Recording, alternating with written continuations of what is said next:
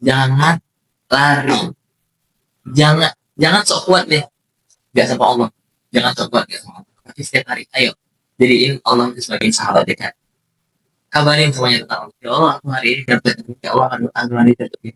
Kabarin, karena ya kita sudah bisa mendekatkan diri kepada Allah, insya Allah semakin baik. Halo teman-teman Psikometik, selamat datang di podcast BBS Bincang-Bincang Santai, di mana program ini merupakan program dari Divisi Kominfo, organisasi Psikometik, dan ini merupakan season pertama setelah dia comeback. Nah, di podcast ini itu kita mengundang para mahasiswa-mahasiswa yang inspiratif untuk sharing-sharing nih bareng kita di sini. Dan hari ini kita udah kedatangan tamu spesial. Beliau adalah Fadil. Halo. Selamat pagi Fadil. Fadil, apa kabar Fadil? Alhamdulillah baik sih. Alhamdulillah, sangat baik sekali seperti yang terdengarnya. Oke, jadi Fadil ini dia merupakan seorang anggota divisi PSDM di Psikometik ini sendiri, guys, dan merupakan seorang volunteer dari Satu Amal Indonesia. Dia juga punya track record dalam memenangkan juara 1 MTQ cabang Syahril Quran di Kota Palembang tahun 2025 dan di tingkat Provinsi Sumatera Selatan tahun 2024 serta pernah menjadi delegasi Sumsel pada acara MTQ nasional di Kalimantan Timur tahun 2024 serta yang paling terbaru ini memenangkan juara 3 Siprich ya di IMSI tingkat nasional lah. Sangat menginspirasi sekali ya Fadil ini. Oke Fadil, jadi hari ini kita mau ngobrol-ngobrol santai ya. Temanya kita karena ini Ramadan juga, jadi ada nuansa-nuansa Islaminya dan cocok banget sama Fadil yang kita undang kali ini. Kita membahas tentang, karena Fadil ini kan kalau dilihat-lihat itu udah organisasi jalan, kuliah jalan, dan dari ibadah juga sepertinya Masya Allah sekali. Jadi temanya hari ini tuh kuliah jalan, terus organisasi jalan, ibadah juga aman, kok bisa gitu. Itu yang bakal kita bedah hari ini. Kita langsung masuk ke pertanyaan aja ya. Boleh. Jadi yang pertama nih, kalau pertanyaannya, kalau disuruh deskripsiin dalam 3 kata antara mahasiswa, prestasi dan juga ibadah, mana yang paling dominan di hidup kamu saat ini dan kenapa? Kalau untuk yang lebih dominan di antara 3 itu, yang pertama yang paling terutama itu ibadah. Karena ketika memang kita itu memprioritaskan ibadah, insya Allah untuk organisasi dan juga untuk mahasiswa untuk kuliah tadi itu insya Allah kita jalan semua. Karena balik lagi ya, kita itu mengendali, mengendali bagi diri kita sendiri. Tapi kita minta kendali juga dari yang mengendalikan kita, gitu. Nah, ketika memang kita sudah, oh ya Allah aku serahkan semuanya, ini aku serahin kegiatan aku, tolong, gitu kan. Insya Allah itu jalan semua kan. Contohnya aja, ketika memang kita puasa kan pasti kita selalu merasa haus, dahaga, lapar, dan juga lemas. Yang pastinya lemas kan. Nah itu yang mungkin kita itu pasti ada di antara mereka yang merasakan hal itu pasti pengennya mokel kan. Ya kan. Pengennya batal puasa gitu. Kira-kira mereka sudah merasakan haus, lapar, dan juga lemas tadi. Karena apa? Karena mereka itu tidak meminta kepada yang mengendalikan mereka itu untuk menguatkan mereka di hari itu. Kita kadang lupa kan tentang niat kita dalam ibadah itu apa. Benar. Niat kita untuk puasa itu apa sih sebenarnya? Kita untuk menjalankan perintah Allah atau untuk diri kita sendiri. Karena itu kan kita untuk menggugurkan dosa aja. Iya. Yang penting formalitas ya. Iya. Kita tanya orang, aku puasa, tapi sholat. Benar sih. Iya kan. Jadi sebenarnya kita ibadah untuk siapa? Kita nggak pernah mengibadah Allah dalam ibadah kita sendiri, gitu kan. Nah, tapi ketika memang kita sudah meniatkan diri kayak, ya Allah, aku hari ini pengen puasa. Aku hari ini puasa ya Allah. Tolong jangan lemaskan aku untuk beribadah kepada Allah. Itu udah aku lakuin dari tahun kemarin sebelumnya kan. Jadi setiap kali, kok aku merasa lemas ya? Pas itu tuh cerita pertama kalinya itu di awal puasa. Di kelas 9 atau 10 lupa. Di awal puasa itu aku sering ngerasa kayak, kok aku nggak lapar, nggak haus, tapi aku lemas. Gitu kan. Otomatis kita itu malas ibadahnya.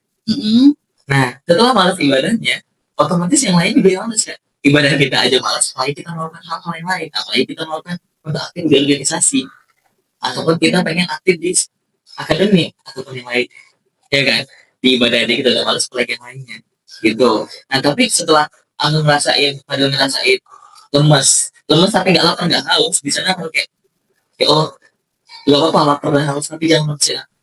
Oh malah kayak gitu. Iya, karena kan ketika kita nggak lemes, lapar dan haus itu pasti kayak jadi sampingan lah, opsional gitu. Karena kita udah makan minum di buka puasa kan, itu kita udah biasa aja, gitu kan. Karena memang kita udah lemes. Tapi bedanya orang lemes sama orang yang makan dan orang lemes sama orang lapar dan haus. Orang lapar dan haus itu belum tentu lemes. Iya benar. Tapi kalau lemes itu mungkin bisa jadi penyebab. Itu dan itu balik lagi ke niat di awal. Kita dari awal. Iya. Makanya aku selalu memprioritaskan ibadah dulu, ibadah dulu. Jadi yang paling dominan dari mahasiswa prestasi dan ibadah itu yang penting ibadah dulu sebagai kita seorang hamba itu ya. Oke, nih banyak orang tuh kan struggle tuh buat bagi waktu ya. Tapi kamu justru aktif tuh di banyak hal. Nah ini tuh sebenarnya bakat, kebiasaan atau sebuah paksaan jadi terbentuk. Ada satu patah ngatain kalau misalnya memang agak bisa kata biasa. Oh oke. Ya kan? Ya. Sebenarnya struggle itu untuk aku ya. Sedikit struggle itu gak ada kan? Ya. Yang ada itu malah kita tuh membagi waktu-waktu itu untuk banyak istirahat. Kita banyak berekspektasi. Misalnya nih, ada kegiatan organisasi. Hari ini kita bakal ada kegiatan bincang-bincang podcast nih. Ekspektasi kita itu yang membuat diri kita bosan. Pasti nanti di podcastnya kayak gini doang. Gitu. Jadi kita tuh sudah ada rasa malas juga banget. Tapi coba kita nikmatin untuk membagi waktunya itu. Aku hari ini bakal ada podcast, masih seru banget nih. Walaupun memang kita nggak terlalu ketinggian ya. Setelah podcast aku mau kemana ya? Setelah aku mau kemana ini, terus aku bakal ada lagi acara dan sebagainya. Nah, antara podcast dan juga acara sebagainya itu kita buat waktu sendiri. Nah, ketika kita sudah ada waktu buat sendiri, terserah kita membuat waktu itu untuk istirahat atau waktu itu untuk kita membuat kegiatan-kegiatan produktif lainnya. Tapi itu sudah menjadi waktu kita. So, kenapa kita harus menjadikan kegiatan organisasi itu masih menjadi malas? Sebenarnya kan buat teman-teman yang berorganisasi. Jadi sangat insightful sekali. Kenapa kita harus membuat ekspektasi buat diri kita malas di organisasi itu? Jadi kalau misalnya masuk organisasi itu seharusnya kayak gimana? Jalan aja kah? Atau kita tetap harus ada target sendiri? Kalau Fadil ya? Kalau Fadil sendiri itu di organisasi, mau gimana pun caranya aku harus berpengaruh di organisasi. Apa hal yang aku tinggalin di organisasi? Oke. Apa yang harus bisa aku kasih dari aku untuk organisasi ini? Sepakat sih, setuju banget. Menurut kamu sekarang untuk orang-orang sekarang tuh apa sih yang kehilangan dari diri mereka sebagai para aktivis-aktivis atau organisator yang ada di kampus ini? Apa yang kehilangan? Yang hilang dari diri mereka? Kepercayaan diri. Iya. Kenapa? Gimana? Karena ya kita sudah tahu ya sekarang banyak people pleaser dan juga gara-gara people pleaser itu kita selalu nyalahin diri sendiri kan. Gitu. Nah itu jadi salah satu penghambat dan juga salah satu penyebab kita kehilangan untuk kepercayaan diri. Kadang ketika kita disuruh sambutan, kita kayak aku nggak bisa. Tapi coba, aku bisa. Oke. Tapi sebenarnya apa sih tujuan kalau misalnya Fadil ikut organisasi itu menurut Fadil sendiri? Tujuan untuk aku ikut ke organisasi pertama kali itu seharusnya seperti apa? Bahkan tujuan pertama kali itu pastinya relasi dulu yang pertama. Karena apa? Karena mungkin kita mahasiswa sekarang nggak ngerasain ya impact dari relasi itu apa. Cuman setelah kuliah kita butuh namanya relasi itu kan. Betul. Kita nggak tahu di antara organisasi itu mana yang sukses. Di antara organisasi itu mana yang bakal jadi orang besar ke depannya. Nah, ketika memang di organisasi itu dia sudah mengenal kita, ya itu bakal jadi impact ke depannya jangka panjang. Organisasi ini jangka panjang. Karena orang-orangnya itu bakal terlibat lama, bukan hanya di organisasi sendiri. Jadi relasi. Ya. Tapi kenapa Fadil sampai bisa berpikir kebanyakan orang itu masuk ke organisasi itu hanya untuk mengembangkan dirinya saja, tanpa ada keinginan apa ya yang bisa aku kasih ke organisasi itu sendiri. Itu yang bikin saya tuh tadi tuh jarang nih orang yang kepikiran kayak gini, karena kebanyakan orang-orang tuh masuk organisasi untuk mengembangkan dirinya sendiri saja.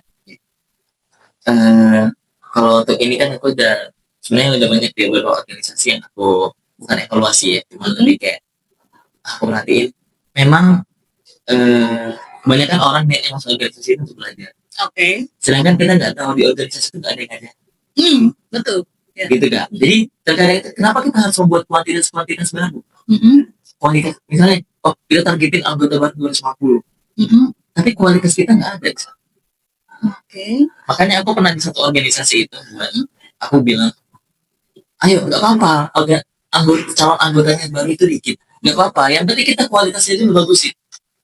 Kalau misalnya kita selalu perbanyakin kuantitas selalu banyak, kapan kita mau bagusin kualitas? Mana yang katanya kita mau ngajarin mereka? Nggak apa-apa terima. Mereka ngomongnya kayak gitu. Nggak apa-apa terima aja. Mereka mau belajar terus. Siapa yang mau ngajarinnya kalau nggak ada pengajar? Gitu kan. Jadi banyak anak-anak organisasi mikir kayak, oke, aku mau belajar di sini, aku mau belajar di sini. Tapi ketika memang 80 anggota organisasi dan yang bikin mau belajar 79, nggak mungkin satu yang ngajarin sendiri. Betul. Iya kan? Karena mayoritas semua 79 mau belajar nih, dan nggak semuanya niat belajar. Iya. Iya kan? Palingan 3, 4, 20 di paling banyak sih. Nah, satu yang ngajarin, ya apa nggak kewalahan itu belajar gitu kan? So, apa ya? Ayo kita buat kembangin.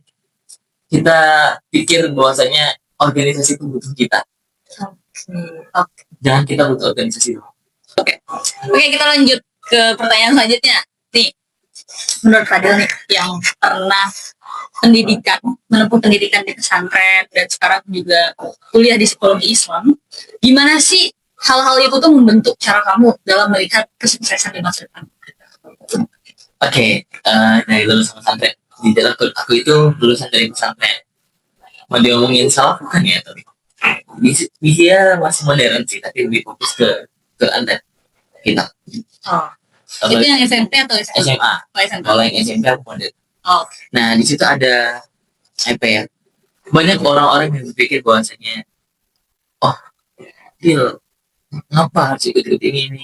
Lebih fokus Quran aja, jadi kalau kamu belajar Quran, jadi kamu belajar akhirat, dunia bakal ikut. Tapi aku punya pemikiran bahwasanya, iya memang oke, kita Al-Quran jalan. Tapi ketika kita nggak ngejar dunia, kita mau hidup gimana? Kamu beli Quran tanpa uang itu dunia. Iya kan? Kamu mau bayar pondok pakai uang itu dunia. Kamu mau pakai baju itu dunia. Gitu kan? So, ya untuk ngejar akhirat doang kita nggak cukup. Kita harus ngejar dunia juga. Kenapa aku juga punya pemikiran kayak gitu? Toh juga mereka yang ngomong kalau misalnya kita ngejar akhirat doang, mereka juga iri sama orang-orang kaya. Mereka juga pengen, aku pengen kaya, aku pengen banyak uang, aku pengen sedekah dan lain sebagainya. Tapi kenapa mereka nggak kaya? Karena mereka nggak kejar kekayaan. Iya kan? Nabi Muhammad nggak bakal bisa kaya kalau nggak belajar. Betul. Ya. Bukan berarti Nabi Muhammad itu masih pilihan Allah. Nanti Allah tinggal kasih. Tapi enggak, Allah masih nunjukin kau butuh usaha untuk bisa mendapatkan kaya. Enggak semua orang kaya itu gara-gara warisan. Gitu. Banyak orang yang rintis. Jadi kesuksesan bagi aku itu ketika kita bisa membalance antara dunia dan akhirat. Ketika kita bisa memberikan dampak ke banyak orang, dan juga memberikan dampak pada diri kita sendiri akibat. Kita bisa nunjukin ke Allah, ya Allah, aku bisa taat pada. Dan aku juga bisa, dan kita juga bisa nunjukin ke banyak orang kalau misalnya aku bisa kok, aku berprestasi. Gitu. Kalian bisa ambil salah satu ilmu dari aku gitu. Kalian bisa ambil kemampuan aku. Aku bisa nunjukin kepada kalian. Gitu. Oke. Nih, kamu juga kan punya pengalaman di Hafiz, di MC, sampai dengan dunia social impact. Kapan sih kamu sadar kalau kamu punya potensi di banyak bidang-bidang itu? Oke. Balik lagi, sebenarnya aku nggak bisa sadar sendiri. Ya. Kita butuh dukungan orang tua. Dukungan orang tua, dukungan keluarga. Nah, itu tuh aku mulai sadar sebenarnya dari bidang Hafiz saja itu dari SD. Karena memang dari SD itu kan memang orang tua selalu membiarkan untuk ayo ngaji. Memang awalnya itu memang terpaksa karena kita masih kecil kan. Ya kan kita masih main terus. Cuman ketika memang sudah SMP MTS itu udah ada kesadaran bahwasanya kayaknya aku harus fokus di sini aja. Gitu. Nah setelah itu ada ketertarikan lain. Aku suka ngobrol sama banyak orang. Nah itu kita kembangin. Apa sih ilmu yang gimana kita banyak ngobrol sama banyak orang? Ya kan? Contohnya kayak MC, public speaking, dan juga pidato dan lain sebagainya. Itu ilmu-ilmu yang bisa dikembangkan untuk banyak ngomong banyak orang. And then yang lain dari social impact. Social impact itu sebenarnya semua dari kita itu positif. Ya, potensi itu. Karena apa? Karena kita punya rasa iba. Betul. Ya kan? Ya. Gimana caranya aku bisa membahagiakan orang lain lewat makanan? Nah itu kemudian balik lagi, kita semua punya potensi, tapi terkadang kita itu nggak pernah yakin sama potensi diri kita sendiri. Ya kan? Untuk mengetahui potensi itu, ya balik lagi ketertarikan kita. Jangan samain potensi kita sama potensi orang lain. Jangan potensi orang lain. Iya, contoh aja misalnya kita pintar gambar ya, kita pintar ngelukis. Tapi ketika orang lain pintar public speaking, aku pengen kayak dia pintar public speaking. Tapi kita lupa untuk ngembangin skill kita dalam menggambar tadi. Jadi jangan terlalu fokus ya pada pencapaian orang lain. Boleh fokus sebagai motivasi. Oke, karena setiap orang itu punya ketertarikan masing-masing. Yes. Nih, sebenarnya tadi kan kamu bilang kalau misalnya struggle sebenarnya struggle ya. Tapi kan tetap aja ya, sebagai mahasiswa yang kita tuh juga organisasi, kita juga ngejar lomba kayak gitu, itu tuh kan pasti padat banget. Gimana sih cara kamu tuh nentuin prioritas kamu itu tanpa ngerasain kewalahan? Pasti kalau capek wajar. Kalau capek wajar, kalau kewalahan nih wajar juga sih sebenarnya. Kalau misalnya dari beberapa yang aku pelajari, untuk memprioritaskan yang pertama kali itu apa sih yang tanggung jawab aku belum bisa. Oke. Contoh misalnya nih ada lomba mau kuliah. Ketika memang kuliahnya di UTS atau UAS, itu kan memang kan kita kan memang tanggung jawab aku pun di sini. Ketika aku nggak ini, aku nggak bakal bisa lulus akademik selanjutnya. Berarti kita harus seimbangnya nih, kayak kita harus kita harus bisa mempertimbangkan mana yang lebih tanggung jawabnya besar, apakah lomba atau enggak harus UTS atau UAS gitu. Nah ketika memang kita udah kayaknya aku bakal pilih ini nih untuk tanggung jawab besar aku, ya udah fokusnya dari sana. Contoh misalnya kan ada beberapa mahasiswa itu yang bilang, mudah kalau sama dasar ini bisa izin karena aku lomba dan lain sebagainya. Nah tapi yang juga jadi pertimbangan itu, apakah lomba itu besar banget atau enggak? Besar banget. Contoh kayak aku kemarin itu kan nasional nih kan. Nasional itu pasti ada surat dispen dari provinsi. Nah surat dispen itu yang bisa, Bu ini aku kayak menukar waktu kuliah aku udah surat di sini. Gitu kan. Aku punya jaminan. Aku ngasih jaminan ini untuk izin kuliah aku. Gitu. Karena memang ada tanggung jawab yang bisa sama. Gitu kan. Nah tapi ketika memang lomba itu nggak terlalu besar-besar banget, ya ayo pertimbangin lagi gitu loh. Kayak apakah dengan tidak itu lomba itu impact-nya itu apa? Yang paling besar impact-nya buat kamu apa? Apakah gara-gara gak ikut lomba itu kamu gak percaya lagi, ataukah gara-gara kamu ikut lomba itu kamu gak bakal diajak lomba lagi gitu. Jadi kita ukur juga berapa besar impact-nya kalau misalnya kita gak ngelakuin tanggung jawab dari satu. Jadi prioritasnya itu enggak yang mematok kuliah itu lebih, enggak. Tapi tetap harus dipertimbangkan ya, mana yang lebih besar, mana yang lebih berimpact ke depannya. Terkait ya itu kan tadi MTQ ya, MTQ itu penyandang sanggup dengan hutan.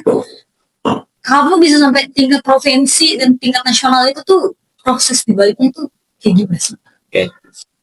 Ada cerita unik di sini sebenarnya. Aku ikut MTQ itu dari tahun 2000. Aku kelas 3 SD. 3 SD. Ya, kelas 3 SD. 3 SD udah ikut MTQ. Ada 3 SD ikut MTQ. Coba pertama itu tampil Quran. Nah, tampil terus ikut tampil itu sekitar 2 kali ya, satu di Palembang, kedua itu di Bogor. Nah, itu. Dan itu aku itu SD. Itu SD. Dan itu gagal. Oke. Aku nggak juara. Setelah itu pas LTS, aku ganti cabang nih, pindah ke cabang Fahmil Quran.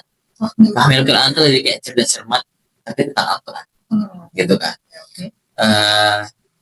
Di sana juga aku mungkin dapat juara 1, juara 2, juara 3, cuman nggak tembus sampai provinsi, nggak tembus sampai provinsi. Dan itu kayak itu di titik itu aku udah mulai ngerasa kayaknya aku nggak bisa apa-apa nih. Nggak bisa. Oh, sempet down ya waktu Iya itu. sempat down karena memang ya aku juga di tim aku juga aku sebagai beban kok gitu kan. Aku selalu mikirnya kayak gitu. Kenapa ngerasa jadi beban? Ya karena memang kan tim aku kan orang-orang besar Oh, dan aku masih kecil dari atas di sana kan. And then pengetahuan aku nggak terlalu besar kayak mereka. Mereka itu kan kayak misalnya ada soal langsung jawab, langsung jawab, langsung jawab. Sedangkan aku pun sendiri nggak tahu jawaban dari kelompok aku.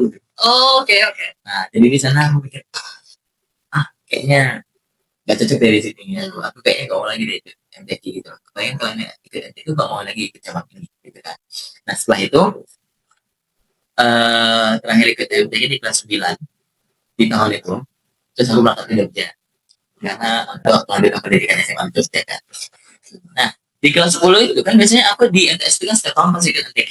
Setiap tahun ya MTQ ikut MTQ. Nah di kelas 10 itu tahap pertama di sekolah menengah itu kayak ikut MTQ. Dan itu rasanya kayak kok bisa gitu loh. Kayak aku pengen ikut MTQ nih gimana nih kayak gitu kan. Terus gara-gara dari situ emang MTQ di Jogja tuh jangan ekspos ya. Jadi aku juga nggak tahu kalau misalnya memang bakal ada MTQ di Jogja itu. And then selama beberapa tahun sampai kelas 12. Nah, belum di kelas 10 11 itu aku ikut lomba syakil.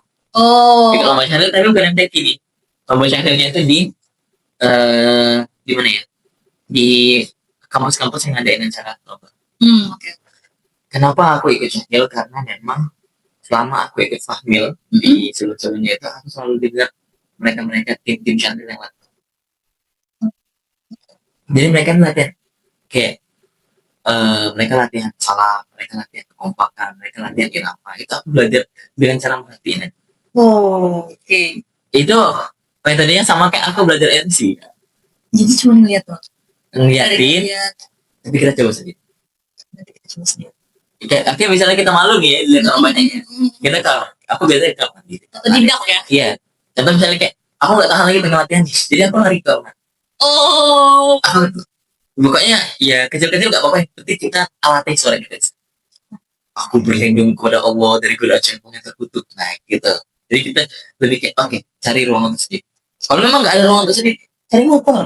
Motor lagi di jalan. Iya, kita latihan di motor.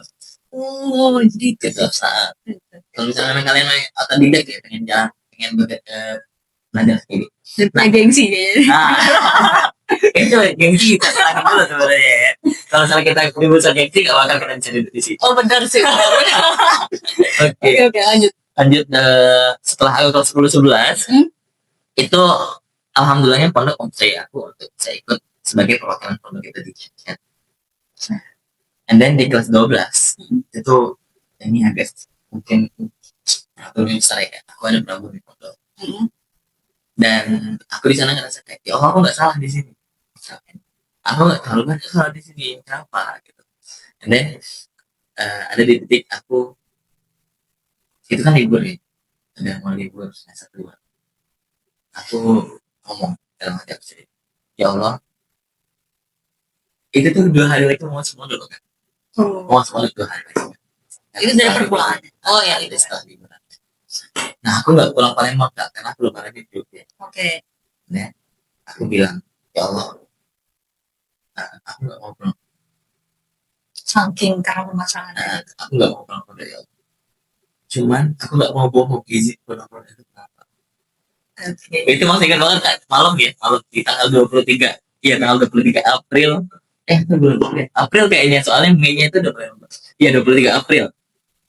Nah tanggal 24 Aprilnya itu ya 24 April Sabtu. Ingat banget. Masih ingat karena itu hal yang paling apa ya sejarah bagi aku kak. Di paginya aku kan tidur setelah aku mikir kayak gitu aku tidur. Aku sambil tidur sama nangis. Bangun udah ada 20 panggilan kerja. 20 panggilan kerja kok. Aku telepon lagi. Itu dari Ustaz aku telepon. Dia nawarin, Fadil mau ikut syakir nggak di Palembang? Gitu. boleh San gitu kan. Setelah itu kalau boleh tahu kan udah di kota Palembang, enggak, kita ngasih di provinsi, kamu wakilin tuan rumah. Masya Allah. Gitu. Wakilnya Tuan rumah, iya katanya. Kayak aku diam sebentar, terus saya ngomong, kalau kamu mau sore ini kita berangkat ke Palembang.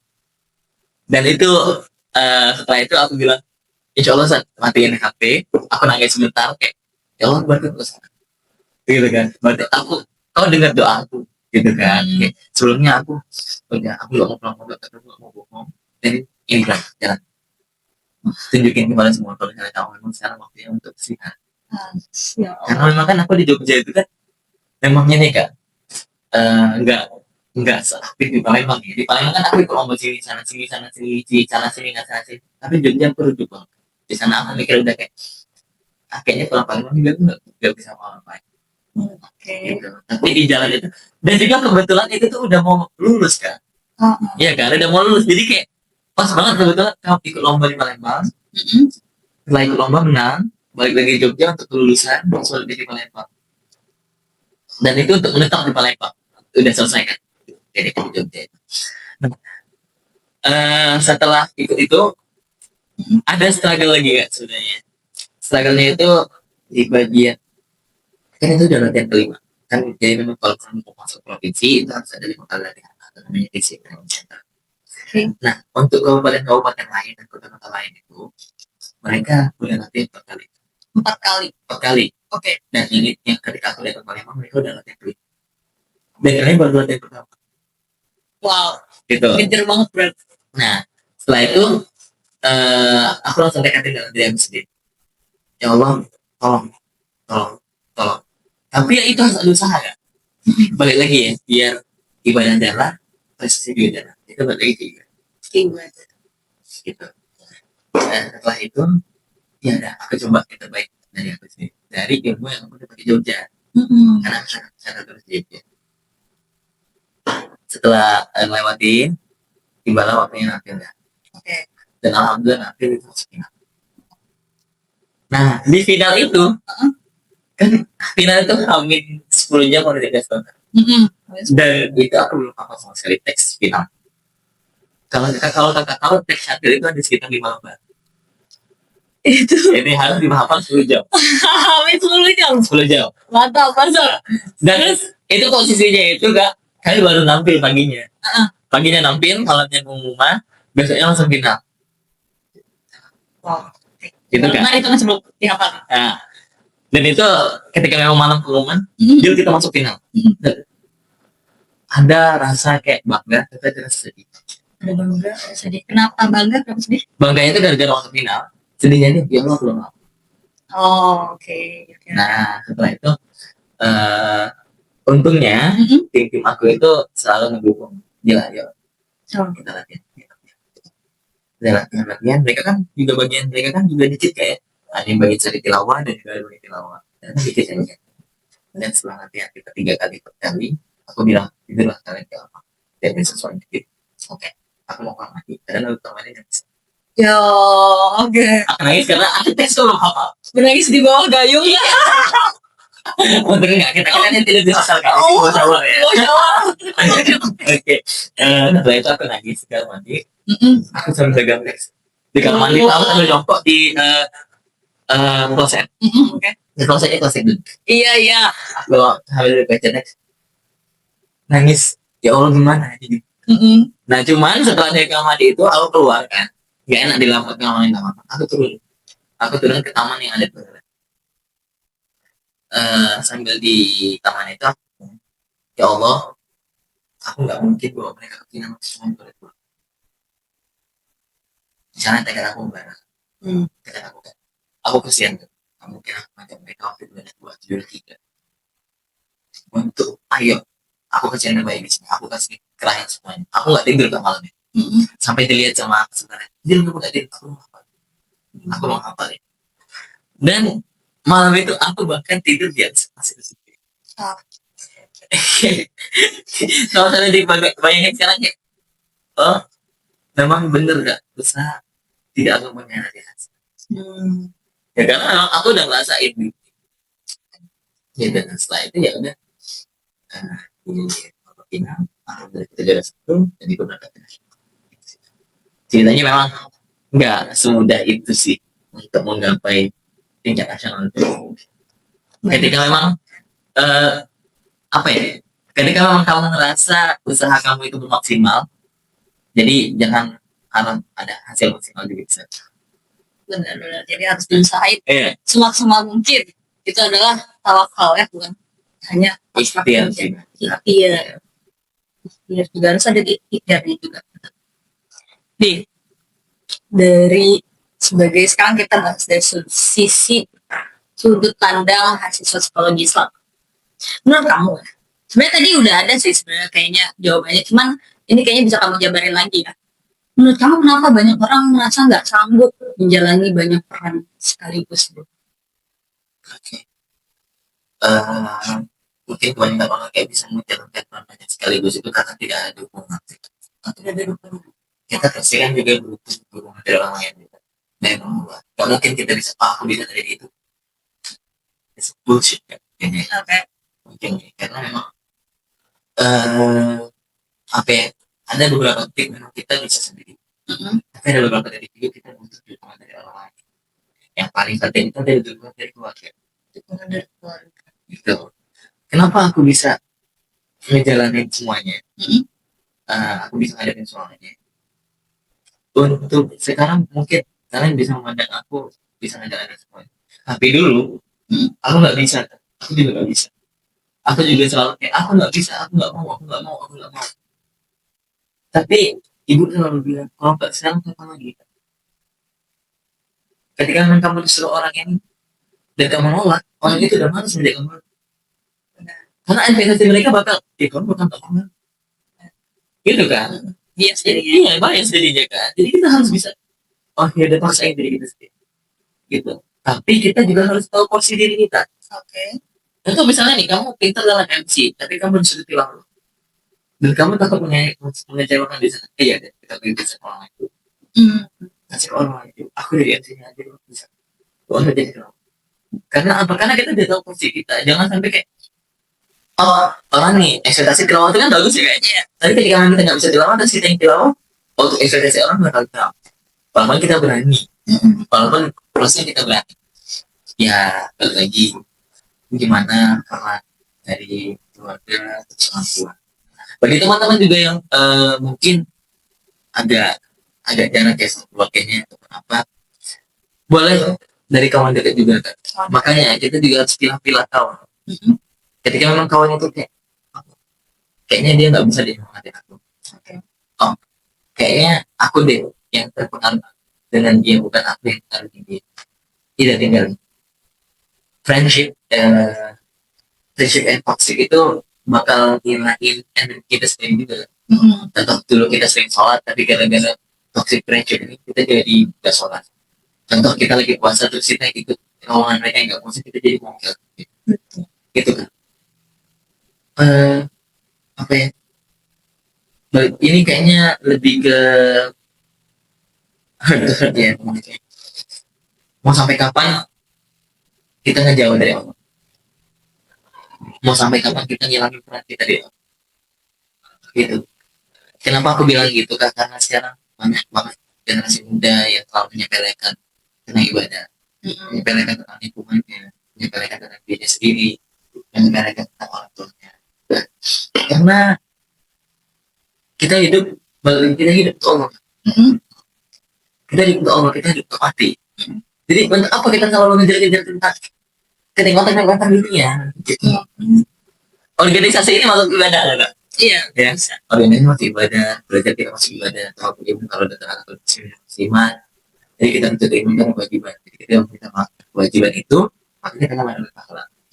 Tapi ayo lah, kamu tinggalin nih bahagian dulu sekarang. Kita masih muda, gitu, masih banyak hal-hal experience yang harus kita jalani. Ya.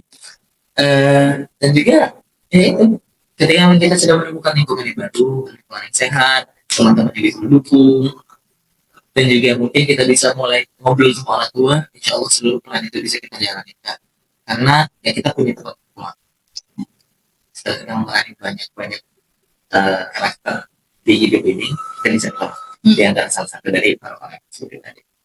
Oke, nih dari semua yang ada di dunia ini, apa sih yang bikin satu persatu hal yang bikin kamu jadi penguat kamu untuk bisa menjalani hidupnya sekarang? Untuk yang sekarang ini mungkin aku selalu banyak bersyukur ada satu kebaikan yang gak bakalan dari kalau gak ada. Gimana? Aku yang bikin aku selalu semangat sekarang ini orang mana yang bakal aku kasih manfaat di esok hari. Oke. Aku bakal kasih manfaat ke orang yang lain. Makanya aku setidaknya satu hari itu aku bisa ngasih tau orang, yuk kita lebih baik lagi, yuk kita bisa berbuat. Gitu. Makanya aku setiap hari selalu kalau misalnya teman pada aku ya, aku selalu setiap malam itu ngasih setidaknya affirmation lah ya. Afirmasi. Karena ya itu sebagai bentuk aku pengen memanfaatkan orang lain. Oke. Gitu. Setidaknya ketika mama aku udah meninggal, ada satu kenangan bagi mereka. Oh, dia ini dulu sering mengalami. Gitu. Jadi ya kita kasih apa impact aku hari ini apa. Jangan selalu jalan. Oh hari ini aku kuliah balik makan tidur, kuliah balik makan tidur. Sampai kapan harus tidur? Jadi buatlah cerita hari ini. Buatlah cerita hari ini. Nih satu tips dong. Satu deh tips deh buat teman-teman yang kalau saya mau produktif ya, buat jadi produktif itu harus ngapain dulu setiap hari? Pasang niatnya dulu. Pasang niatnya dulu. Terus nggak harus langsung kan kita kan apa ya, kadang itu kan kita sebagai mahasiswa, kita sebagai orang udah aku pengen berubah so, tapi niatnya di sore itu besok paginya besok aja deh. Besok aja deh kita ngerasain kan hal itu. Iya. Tapi ketika orang kita nggak memaksakan diri kita untuk melakukan hal itu mau sampai kapan? Tapi kan memang ada kalanya kita tuh naik turun. Iya itu lah. Tapi medali naik turun itu siapa sebenarnya? Kita sendiri sih benar. Iya kan? Contoh misalnya kayak gitu, males. Kalau misalnya kita ikut males itu, berarti kita turun terus dong. Kapan kita mau naiknya? Betul sekali. Iya. Ketika memang kita memang aku pengen berubah tapi nggak ada perubahan di sana sampai kapan? Ayo, jalanin dikit-dikit makanya. Jangan langsung dulu, jangan langsung kayak, oh aku pengen ngaji, aku langsung sholat duha, langsung sholat tahajud, langsung sholat istiqoroh, langsung sholat selesai. Nggak mungkin. Oke. Nggak mungkin bisa. Dikit-dikit aja dulu. Oh, aku pengen satu hari satu ayat. Aku pengen satu hari satu suruh. Aku pengen satu hari satu juz. Dari dikit-dikit itu bakal jadi biasa. Ya, nggak mungkin orang anak kecil berjalan itu langsung bisa berlatih. Betul. Jadi mereka harus jalan jatuh. Ayo kita belajar dari sana. Ya pokoknya jangan buat targetan yang besar yang melampaui semangat kita hari itu. Kita harus ya dikit-dikit aja dulu Kak. Hari ini aku pengen ya sholat duha aja. Hari ini aku pengen berani ngomong sama orang banyak. Ya kayak gitu jadi satu-satu jangan langsung banyak karena kalau langsung banyak nggak bakal berjalan. Kaceng. Kamu udah ngasih satu kalimat rahasia atau satu kalimat yang jadi apa ya? Kalimat utama lah ya. Dari kuliah jalan, prestasi jalan, ibadah aman versi kamu. Satu kata. Boleh. Satu kata atau gimana? Boleh mau satu kata, satu kalimat yang benar-benar jadi pemacu kamu. Aku bukan jadi pemacu ya, tapi selalu jadi pikiran kalau selalu jadi hal yang bikin aku semangat itu dari kata-kata dari Nike. You can do it. Oh, you can do it. You can do it. Kamu bisa. Hadapin kata-kata itu hadapin enggak? Kadang gitu ya. Bahkan dalam psikologi kan menyebutkan bahwasanya ketika kita masukkan ketakutan, obatnya itu satu. Hadapin kata-kata. Oke. Karena apa? Karena ekspektasi kita bercontoh. Misalnya kita ada masalah sama orang nih, kita ketika kita ekspektasinya itu dia bakal mukul aku, dia bakal kayaknya bakal cabik-cabik aku, bakal mukul-mukul yang lain sebagainya. Tapi ketika kita ngadepin orang ini, aku minta maaf ya. Apakah ekspektasi itu bakal berjalan? Enggak. Jadi ya itu hadapin ketakutan itu, hadapin keraguan itu, hadapin gitu. You can do it. You can do it. Jadi itu rahasianya si Fadil, guys. You can do it. Kalimatnya. Oke, mungkin itu tadi pertanyaan terakhir. Mungkin dari Fadil ada nggak closing statement dari Fadil buat teman-teman kita yang lagi nonton? Oke, closing statementnya ya. Mungkin teman-teman ya, aku khususnya Islam karena teman Muslim, mungkin bagi yang teman-teman yang non Muslim juga lainnya itu bisa untuk melakukan hal ini. Tapi ingat, kita hidup di dunia itu nggak pernah sendiri. Kita berprestasi juga nggak pernah sendiri. Kita pintar dalam hal apapun nggak pernah sendiri. Pasti ada yang bertemu orang tua dan juga yang masih ada. Karena itu ada Allah. Nah, bagaimana cara kita untuk mensyukuri karunia itu dengan ibadah? Jangan lari, jangan sok kuat deh, gak sama Allah. Jangan sok kuat gak sama Allah. Tapi setiap hari, ayo jadiin Allah itu sebagai sahabat dekat. Kabarin semuanya tentang Allah. Ya Allah, aku hari ini dapat, ya Allah akan hari ini kabarin. Karena ya ketika kita sudah bisa mendekatkan diri kepada Allah, insya Allah semakin baik. Sudah itu aja.